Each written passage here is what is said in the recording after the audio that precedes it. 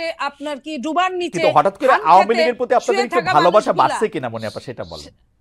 শোনেন, যে কোনো যে কষ্টে আছে ভদ্রমহিলা, বিদেশে আছে, দেশে আসতে না পারছে না না, না না, আমি ওটা বলছি না। ওরকম কোনো কষ্ট? আমরা বিএনপি হলো এরকম একটা দল, উদারনৈতিক দল। বিএনপি হলো এরকম একটা দল যে দলটা এরকম যে একটা বাঘ 10টা মানুষ খেয়ে ফেলছে, তারপরে বাঘটা গুলি খায়, আহত হয়ে কাতরাচ্ছে, বাঘটার কাছে হয়তো এক গ্লাস পানি নিয়ে গেল। এটা কিন্তু সৃষ্টিকর্তা এই বিধানটা দিয়ে দিয়েছে।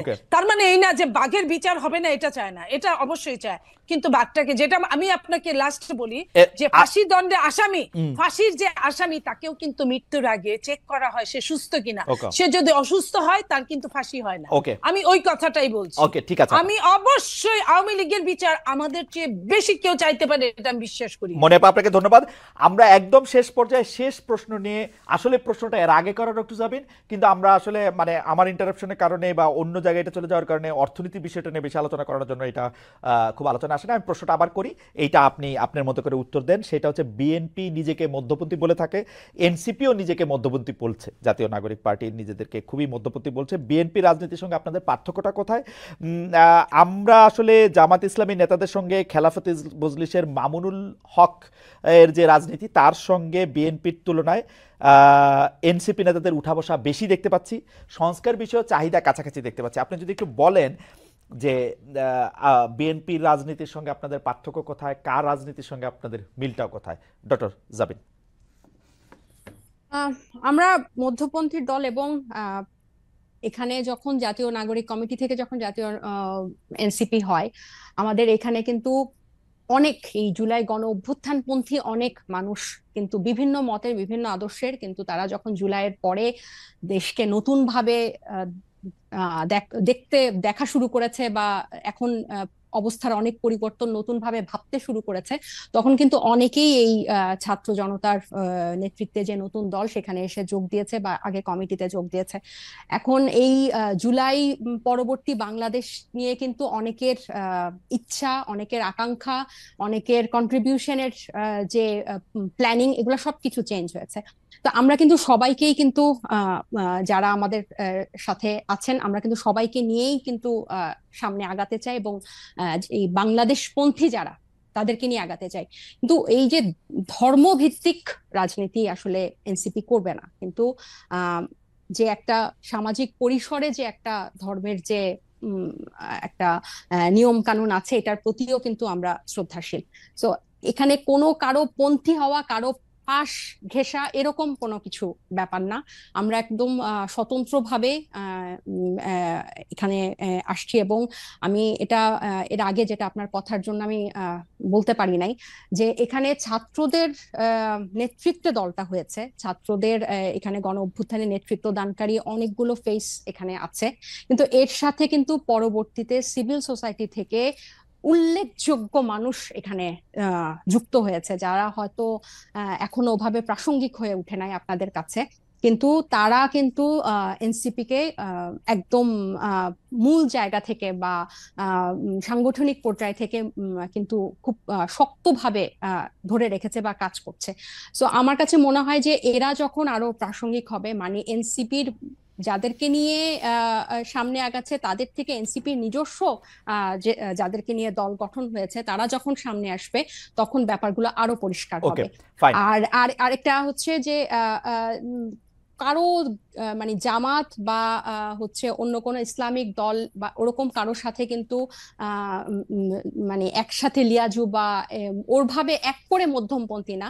আমরা হচ্ছে যারা বাংলাদেশপন্থী, যারা এখন নতুন করে বাংলাদেশকে দেখতে চায়, তাদের বিভিন্ন মত আদর্শ থাকতে পারে, কিন্তু এই গণ অভ্যুত্থানের পরে যারা অন্যরকম ভাবে বাংলাদেশকে দেখতে চায়, এবং বিভিন্ন এই যে গণতন্ত্রের পথে, যে স্বৈরতন্ত্র থেকে গণতন্ত্রের যে একটা পথ, এই পথে যারা সাথী হতে চায়, তাদেরকে নিয়েই কিন্তু এনসিপি আগাচ্ছে। ডক্টর মোহাম্মদ ইউনূস জোর দিয়ে বলছেন যে তিনি আসলে নির্বাচনটি চান হচ্ছে ডিসেম্বর থেকে জুনের মধ্যে, এবং সেই সময়ের মধ্যে নির্বাচন হবে। কিন্তু এনসিপির বিভিন্ন নেতৃবৃন্দকে আমরা বলতে শুনছি যে ডক্টর ইউনূসের সরকার আর একটু বেশি সময় থাকলে ভালো হয়, 5 বছর ইত্যাদি। আপনাদের অবস্থাটা আসলে কি? ডক্টর ইউনূস যদি সংস্কার না করতে পারেন এবং ডিসেম্বর এবং জানুয়ারির মধ্যে নির্বাচন দিতে তিনি বাধ্য হন, সেই ক্ষেত্রে কি আপনারা ডক্টর ইউনূসের বিরুদ্ধে আন্দোলন করবেন যে না, আমরা নির্বাচনটা আর একটু পরে চাই? না, আমার মনে হয় এটা আমরা বেশ কয়েকবার এটা ক্লিয়ার করেছি, এই সময়সীমা নিয়ে এনসিপির কোনো দাবি দেওয়া নাই। যে দুটা টাইমলাইন বলা হয়েছে ডিসেম্বর অথবা জুনের মধ্যে, উনি শুরু থেকেই ডক্টর ইউনূস দায়িত্ব নেওয়ার পর থেকেই এই দুটা সময়ের কথাই আমরা শুনছি।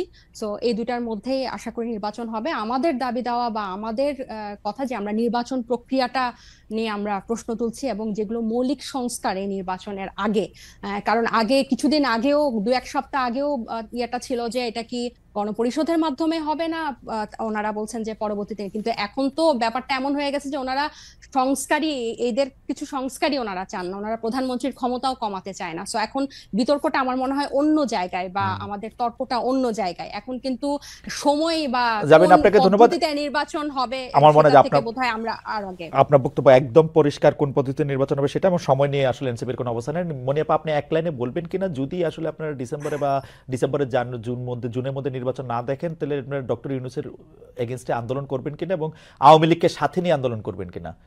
মনিয়াপা, ডিড ইউ লুজ মনিয়াপা? হ্যাঁ,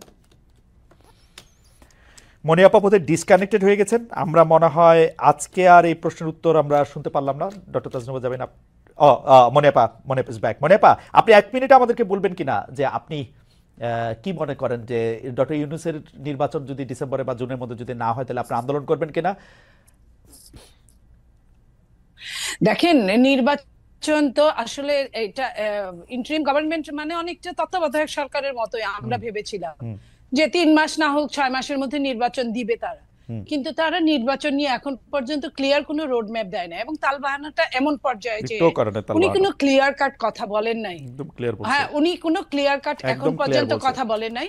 উনি বলেছেন উনি বলেছেন যে লাস্ট যে বিবিসি বাংলায় যে উনি সাক্ষাৎকার দিয়েছেন তখনও যদি তবে এইসব ছিল, কিচ্ছু ছিল না, যে এই বলছে যদি তবে ডিসেম্বর ছিল, এবং বলেছেন যে যদি তবের বয়স হচ্ছে 6 মাস, ডিসেম্বর জুন বলেছে তারপরেও কিন্তু বলেছে যে যদি এর মধ্যে যদি তার আগে চায় তারপরে চায়, এরকম একটা ছিল। আপনারা আন্দোলন করবেন কিনা আপা বলেন? আপা, আমাদের সময় না, আপনারা আন্দোলন করবেন কিনা আওয়ামী লীগের সাথে নিয়ে? নির্বাচনটা যদি সঠিক সময়ে না হয়, আওয়ামী লীগকে সাথে নিয়ে আন্দোলন করবে এমন কোনো কথা না।